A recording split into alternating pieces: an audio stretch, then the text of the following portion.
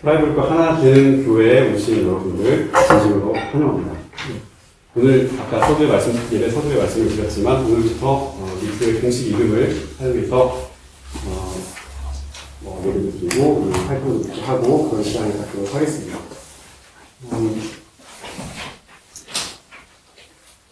계속 우리가 이제 교회를 세워가는 그런 과정에서 어떤 교회를 우리가 만들어갈 것인가, 그 교회의 토대에 대해서 건물을 지으려면 밑작업을 잘해야 되죠. 그런 것처럼 토대를 어떤 곳을 만들 것이냐라고 하는 것들을 좀 계속 숙고를 해보려고 합니다. 그래서 어떤 교회, 어떤 믿음의 바탕에 우리가 하나님의 교회를 만들어갈 수 있을까? 지난주에는 저희가 십자가를 통해서, 십자가의 길을 통해서 약한 사람들, 연약한 사람들을 택하셔서 세우시는 하나님의 선택에 대해서 저희가 살펴봤고요. 이번 주에는 예수 그리스도의 마음으로 하나님의 교회. 그럼 예수 그리스도의 마음이 무엇이냐라고 하는 걸 질문 던져볼 수 있겠죠.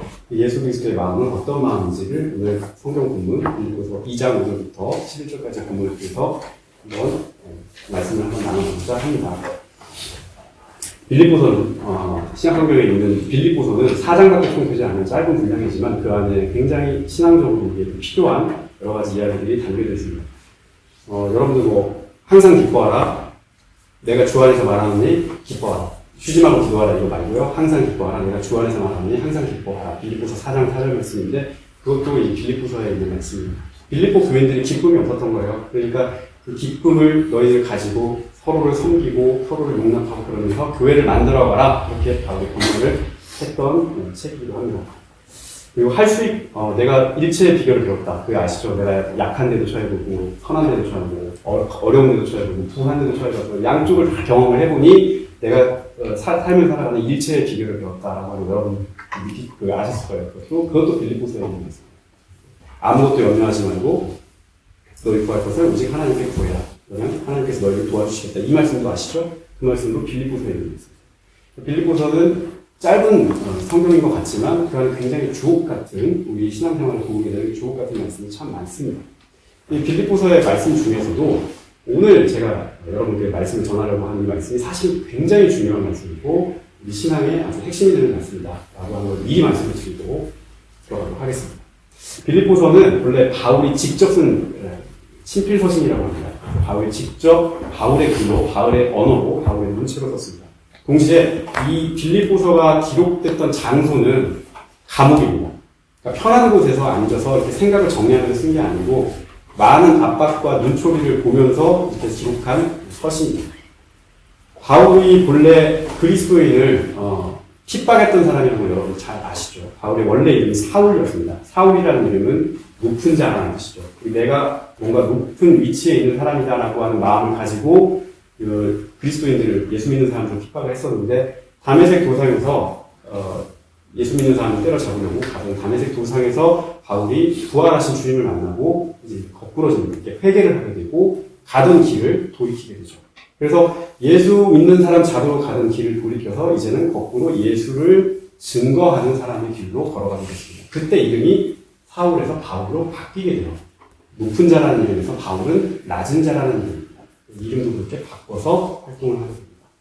복음을 전하는 이 과정이 바울에게 순탄치가 않았습니다. 이 복음을 전하는 과정에서 바울이 엄청나게 많은 고초를 겪게 되는데 그 중에서도 감옥에 갇히는 일이 꽤 많았습니다. 사도행전에 보면 바울이 빌립보 감옥에 갇혔다는 얘기가 나오고 로마 감옥에 갇혔다는 이야기가 나옵니다. 그런데 이것만 있는 게 아니고 고린도 후서 11장 23절에 보면 바울이 옥에 갇히기를 숱하게 많이 갇혔다. 옥에 갇히기를 많이 했다라고 그렇게 고백을 합니다. 그만큼 성경에는 나타나지 않았지만 바울이 투옥됐던 사건이 엄청나게 많았음을 우리가 알 수 있습니다. 오늘 본문이 이 빌립보서가 바로 바울이 감옥에서 쓴 옥중서신입니다. 빌립보 교회는 그럼 어떤 교회였냐?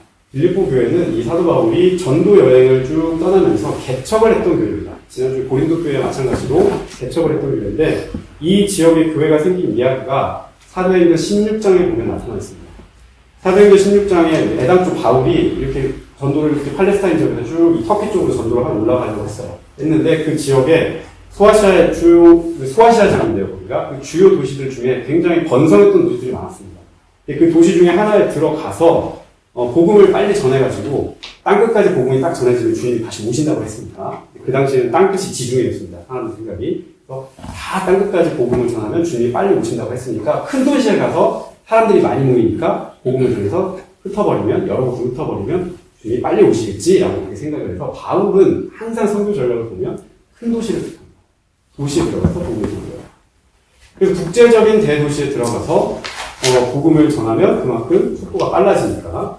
그래서 바울이 사도행전 16장 6절에서 10절 사이를 보면 소아시아의 비두니아라고 하는 도시에 가고 있어요. 당시 소아시아 비두니아는 그 지역에서 네 번째로 큰 도시였습니다. 굉장히 큰 도시입니다.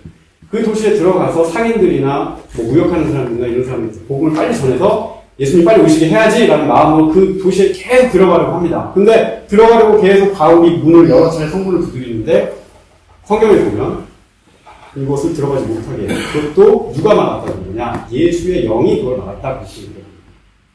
그러니까 내가 이렇게 의지를 가지고 이렇게 들어가려고 한 게 아니라 뭐 이렇게 계획을 하고 하나님께 기도하고 하나님 나 복음 증거하러 여기 갑니다.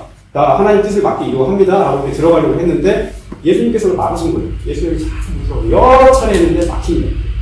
번번이 실패했어요. 이 실패의 쓴맛을 맛봤죠. 실패의 쓴맛을 맛본 바울이 낙심을 하고 이 드로아라고 하는 항구로 이렇게 내려가요. 아주 작은 항구로 내려가요. 이 항구로 내려가서 그날 밤 바울이 꿈을 꾸게 됩니다. 꿈을 꾸는데 그 꿈에 물 건너에, 바다 건너에 마케도니아 사람 하나가 이쪽으로 들어오세요, 이쪽으로 오세요라고 하는 환상을 하는 거죠. 그것을 보고 바울이 비로소 하나님 뜻이, 하나님의 순서가 이거구나라고 하는 걸 깨닫습니다. 그리고 그 길로 바울이 길을 건너서 유럽 땅에 처음 발을 디디게 되고 마케도니아에 도착하게 됐습니다. 이 마케도니아의 첫 번째 성 이름이 빌립보였습니다. 빌립보가 바로 이 유럽으로 들어온 첫 번째 복음을 받아들인 지역입니다. 바울은 이 빌립보라는 곳에 딱 도착을 해서 누구에게 복음을 전했느냐? 자주 옷감 장사를 하는 상인이었던 루디아라고 하는 사람을 만나게 됩니다. 자주 옷감 장사는 자주색 옷을 입었다는 얘기는 굉장히 부유층을 상대했다는 얘기입니다. 뭐 오늘로 치면 루이버나 뭐 이런 거 있죠. 이거 말하면 걸리나요? 루디아가 바울의 말씀을 듣고 복음을 증거하는 복음을 듣고 이 루디아가 회심을 하게 됩니다. 회심을 하게 되고 이 사람이 자기 집에서 같이 세례받고 교회를 같이 합시다. 그래서 거기에서 처음으로 가정교회가 시작이 돼서 이게 빌립보 교회의 출발이 됩니다. 근데 이 당시에 집에 이 루디아가 이제 상인이기 때문에 집이 아주 컸나 봐요. 근데 거기에 뭐 여러 점포들이 있었던가 보죠. 근데 여기에 어떤 한 사람이 자기 종이 귀신이 들렸어요. 쉽게 말해 신기가 있었어요. 점치는 사람이었는데 이 사람이 이제 점을 막 쳐가지고 이렇게 돈을 이렇게 버는 수입원이었습니다. 그래서 이 사람 일을 이렇게 점치고 점 이렇게 해가지고 딱 해가서 뭐 이렇게 나오면 너는 뭘 하고 부적을 해주고 뭐 이렇게 했던 일을 했나 봐요. 근데 이걸 보고 바울이 이 여종이 귀신 들린 여종을 바울이 고쳐주게 돼요. 기도에서 쫙 귀신이 나가게 되니까 이 주인이 자기 수입원이 사라졌잖아요. 수입원이 사라졌어요. 그러니까 나 먹고 살아야 되는데 내 먹고 살 길을 끊어버리는 사람 어쩔 수 없어. 그래가지고 관아에 고발을 합니다. 바울이 여기서 관아에 고발을 하게 되고 빌립보 성을 소란케 했다. 이 소란죄를 물어가지고 빌립보 감옥에 바울이 갇히게 됩니다. 이 감옥에 갇히게 돼서 이제 감옥에서 이러고 있는데 여러분 그거 잘 아시죠? 그날 밤에 감옥에서 이렇게 노래를 막 찬양을 막 했습니다. 찬양을 막 하니까 옥문이 쫙 흔들어가지고 옥문이 뻥 내렸죠. 그래가지고 죄들이 막 도망갔나 봐요. 그러니까 옥문 지키고 있던 그 문지기가 나는 이제 임무를 완수하지 못했으니 죽겠구나라고 생각하고 자결을 하려고 합니다. 근데 바울과 그 옆에 이제 동역자였던 신라라고 하는 사람이 죽지 마라, 우리 어디 있다. 나가지 마라, 여기 있다. 당신 구원받을 수 있다. 그렇게 얘기하니까 그럼 내가 어떻게 구원을 받습니까? 주 예수를 믿으라. 그리하면 너와 집이 구원을 받으리라. 사도행전 16장 31절에 있습니다. 이 말씀을 이 빌립보가 본다. 여러분 다 아시는 얘기인데 제가 이렇게 엮어드리는 겁니다. 지금 이해가 되십니까? 다 드문드문 조각조각 알고 있는 얘기지만 스토리가 이렇게 형성이 됩니다. 자, 이런 배경을 안고 빌립보 교회가 세워졌습니다. 근데 바울이 그 교회에 항상 머물지 않고요. 어느 정도 그 교회가 안정이 되면 다른 지역으로 복음을 전하러 또 떠나게 됩니다. 그러면 바울이 떠나게 되면 이 교회가 항상 문제가 생겨요. 그 안에서. 그 안에서 문제가 생기고 뭐가 어떻고 저쩌고 이 문제가 생겨서 바울에게 이 문제를 해결해 주세요라고 요청을 하게 되면 바울이 이 편지를 거꾸로 써가지고 보내줘요. 이게 바로 이제 우리가 보는 서신서입니다. 빌립보 교회를 떠나서 이제 타 지역으로 바울이 떠났는데 이 빌립보 교회가 건강하게 쓰면 좋은데 건강하게 서지 못했던 것 같습니다. 이 빌립보 교회는 가난한 교회가 아니었어요. 그 빌립보서 마지막에 보면 자기의 바울의 생필품이라든지 또 활동비라든지 이런 것들을 충분하게 지원해 줄 수 있을 정도로 굉장히 풍족한 교회였습니다만 교회 내부는 교인들끼리 좀 이렇게 부딪힘이 있었던 것 같아요. 바울 역시 지금 감옥에서 이 교회 소식을 듣고 그 사실을 잘 알고 어떻게 하면 교회를 다시 건강하게 세울 수 있을까, 어떻게 하면 교회를 다시 바르게 세울 수 있을까를 고민하면서 지금 오늘 이 말씀을 쓰고 있습니다. 빌립보서를 보게 되면 여러분 유독 눈에 띄는 구절들을 발견할 수 있습니다. 바로 한 마음과 한 뜻입니다. 빌립보서 1장 27절에 보면 오직 너희는 그리스도의 복음에 합당하게 생활하라. 이는 내가 너희에게 가보나 떠나 있으나 너희가 한 마음으로 서서 한 뜻으로 신앙을 위하여 협력한다. 이 말씀이 있어요. 또 2장 2절에도 보면 마음을 같이하여 같은 사랑을 가지고 뜻을 합하여 한 마음을 품으라 라고 권면합니다. 또 4장 2절에도 보면 내가 유오디아와 순두개를 권하노니, 사람 이름이에요. 유오디아와 순두개 권사님들이었습니다. 근데 이 두 분에게 권하노니 주 안에서 같은 마음을 품으라 라고 말합니다. 그러니까 빌립보 교회가 그만큼 절박했던 겁니다. 마음을 모아야 했고 뜻을 모아서 교회를 세워가야 되는 그런 절박한 상황이 있었던 겁니다. 사실 교회는 완벽한 사람들의 집합소가 아닙니다. 교회는 부족하고 연약하고 우리 스스로가 알잖아요. 얼마나 연약한지. 그런 연약한 사람이 모이는 공동체입니다. 그렇지만 우리 교회의 머리를 우리 자신으로 두지 않고 교회의 머리를 우리 주님으로 두고 교회의 그 밑바탕 토대에는 주님의 십자가 사랑을 두고 그렇게 굳건하게 세워서 교회를 운영해가는 힘은 성령의 능력으로 우리가 운영을 해가는 것이고, 그래서 교회 안에서는 언제나 우리가 늘 추구해야 하는 방향이 있는데 그것은 주님 안에서 마음을 모으고 뜻을 모아서 한 곳을 향하여 달려가는 겁니다. 성경이 바로 우리에게 이것을 강조합니다.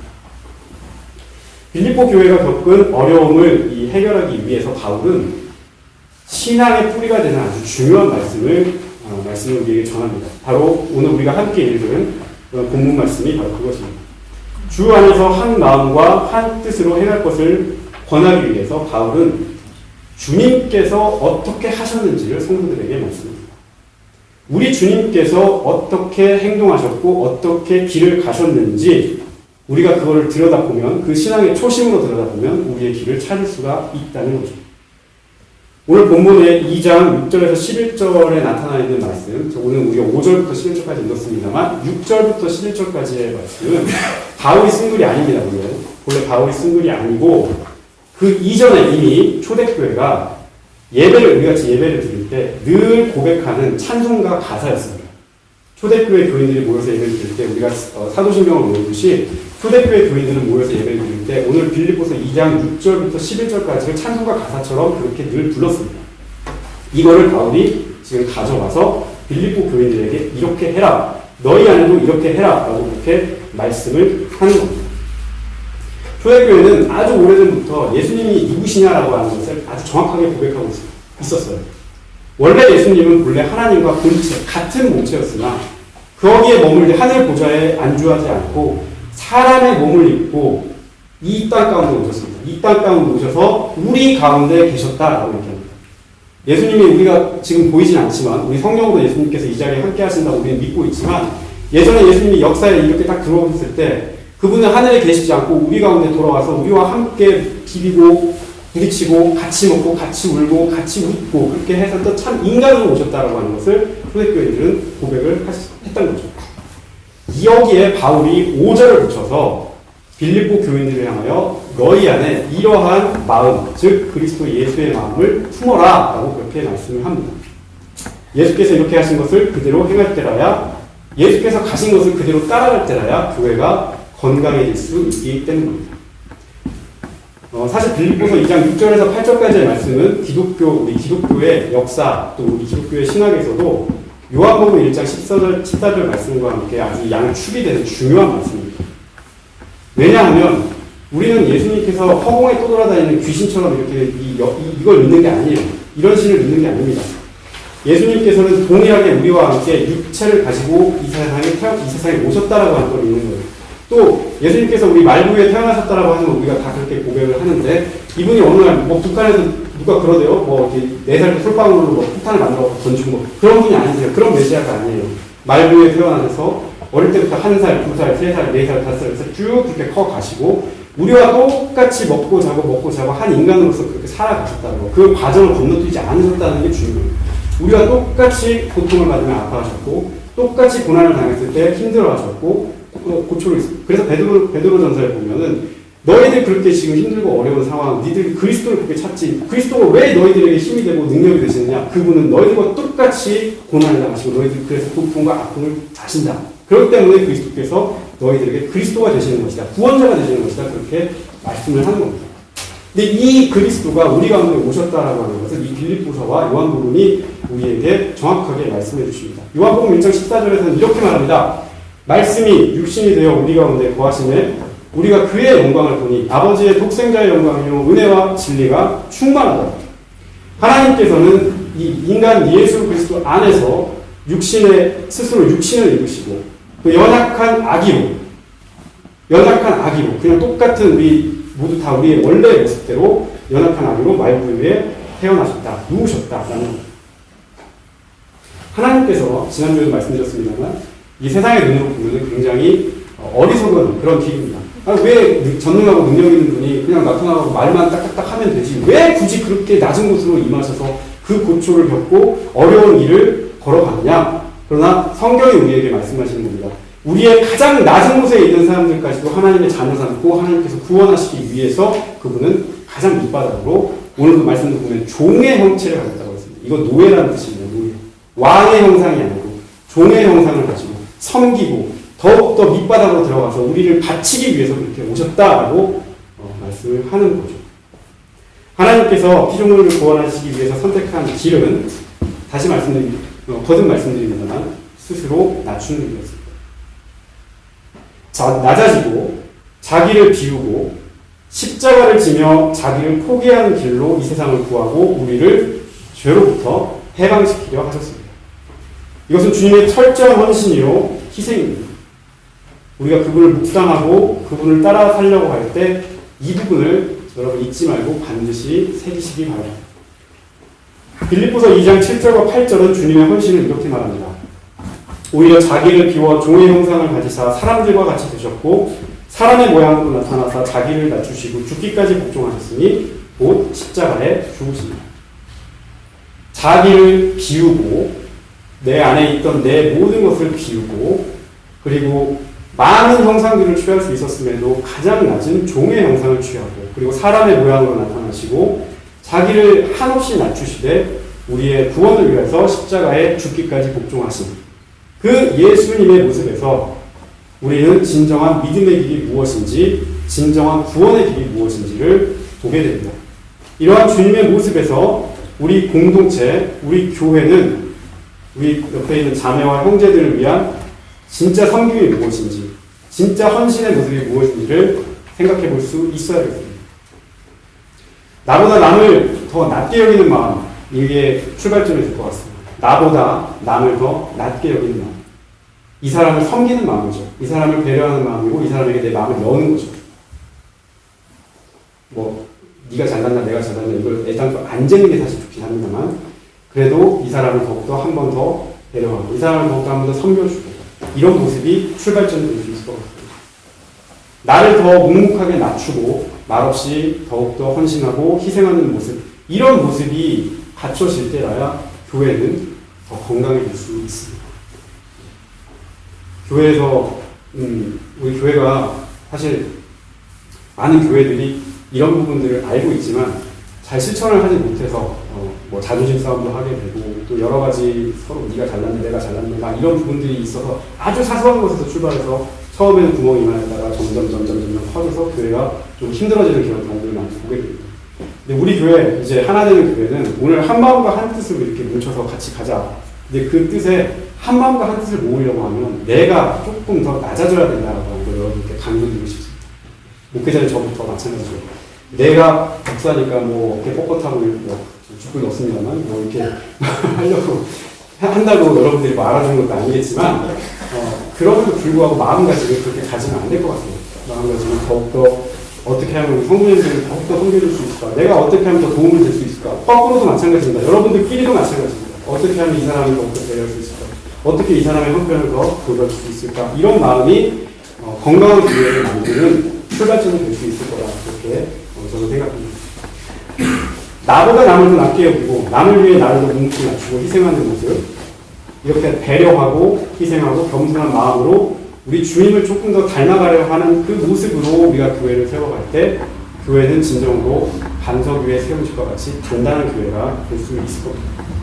사도 바울은 빌립보 교회를 향해서 이렇게 해라 저렇게 해라 해법을 주지 않았습니다. 해결책을 주지 않고 어떤 기술적인 답을 주지 않았습니다. 어떤 조치를 일러주지도 않았습니다. 오히려 바울은 신앙의 뿌리가 무엇인지 재검토해라.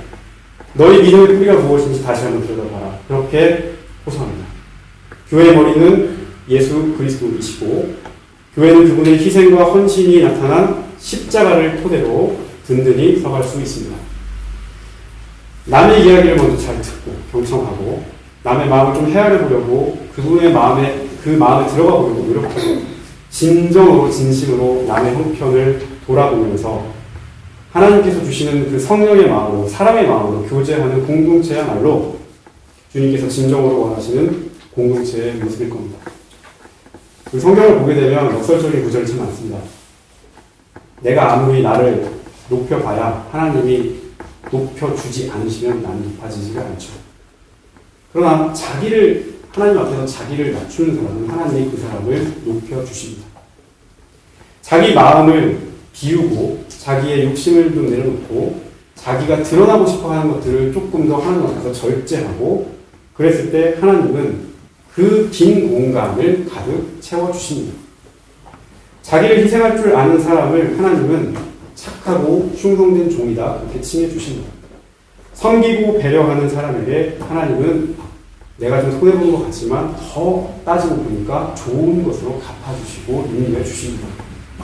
예수님께서 십자가의 희생까지 감당하셨습니다. 그 감당하심으로 인해서 희생으로 끝난 것이 아니고 땅 속에서부터 저 천상 꼭대기 이 사이에 있는 모든 만물들이 주님을 그분의 이름을 높여 그분의 모든 이름 위에 뛰어난 이름이라고 그렇게 이름을 높여서 찬양했던 것처럼 자신을 낮추고 섬기는 자들 그러한 교회 낮출 수 있고 섬길 수 있는 그런 교회를 주님께서는 모든 사람의 기쁨과 찬사를 받는 사람으로 교회로 쓰신다는 사실을 여러분 꼭 기억하시기를 바랍니다. 오늘 성경은 예수 그리스도 예수의 마음을 품으라 라고 말씀합니다. 1차적으로는 사도 바울이 문제가 생긴 빌립보 교회를 향해서 주신 말씀입니다만 지금 교회를 이렇게 차곡차곡 쌓아가고 한 땀 한 땀 이렇게 점령하고 있는 우리 프라이브니까 하나 되는 교회에도 꼭 필요한 말씀이 아닌가 그렇게 생각을 합니다. 교회 안에는 우리가 조금 더 섬겨주고 조금 더 겸손하게 조금 더 낮추는 모습으로 남을 더 세워주고 그 남을 더 세워줌으로 인해서 하나님의 이름을 높여주는 그런 우리 모든 성도님들이 되셨으면 좋겠습니다. 보이지 않는 하나님을 어떻게 사랑하는지 여러분 하나님 사랑한다고 고백하지만 보이지 않는 하나님을 어떻게 사랑하십니까? 수직적으로 우리가 하나님을 사랑한다고 얘기하지만 보이는 형제와 자매를 사랑하는 마음으로 여러분이 하나님 사랑하는 것을 입증할 수 있기를 바랍니다. 좀 더 자기를 진정으로 하나 되면 거기에서 출발할 수 있습니다. 예수님께서 우리 선생 되시고 모범이 되셨습니다. 우리가 100% 예수님처럼 살 수는 없습니다만 또 연약한 존재들이라 숱하게 과정마다 넘어지고 무너지는 것만 오늘 이 말씀이 우리가 돌아가야 할 마치 고향집처럼 우리의 신앙의 고향집처럼 이 말씀이 여러분 삶에 작용할 수 있기를 바랍니다. 성령 하나님께서 우리 성도님들 마음마다 머리마다 능력을 주시고 힘을 주실 것이라 굳게 확신합니다. 진심으로 그렇게 살 수 있는 우리 교회 성도님들 우리 되시기를 주님의 이름으로 기원드립니다. 우리 다 함께 기도하시겠습니다. 존귀하신 하나님 아버지 감사드립니다. 진실하게 주님 예배하고 주님께 찬양하고 주님 말씀을 듣고 또 주님 말씀 가운데서 힘을 얻고 서로를 끌어주고 주 안에서 한 몸 되기를 힘쓰는 우리 교회가 될 수 있도록 인도하여 주시옵소서. 주님께서 하늘 보좌를 버리시고 친히 자신을 낮추어 우리 가운데 임재하신 것처럼 우리도 주님을 따라 자매와 형제를 더욱더 섬기며 더욱더 겸손하게 주님을 섬겨갈 수 있는 공동체가 되게 하여 주시옵소서. 하나님의 선택과 하나님의 인도하심이 늘 우리 가운데 있게 하시고 굳건한 믿음으로 주님의 교회를 건강하고 튼튼하게 세워나갈 수 있도록 우리와 함께하여 주시옵소서. 주님 안에서 한 마음과 한 뜻으로 행하며 주님 안에서 더 큰 기쁨을 맛보게 하여 주시옵소서. 교회의 머리 되신 주님, 우리 프라이브과 하나 되는 교회에 큰 복을 내리시사 주님을 예배하고 찬양하는 정말로 신앙의 기초가 튼튼한 교회, 말씀이 살아 역사하는 건강한 교회, 성도의 참된 교제가 살아있는 풍성한 교회로 도약하게 하여 주시옵소서. 우리 주 예수 그리스도의 이름으로 간절히 기도합니다. 아멘.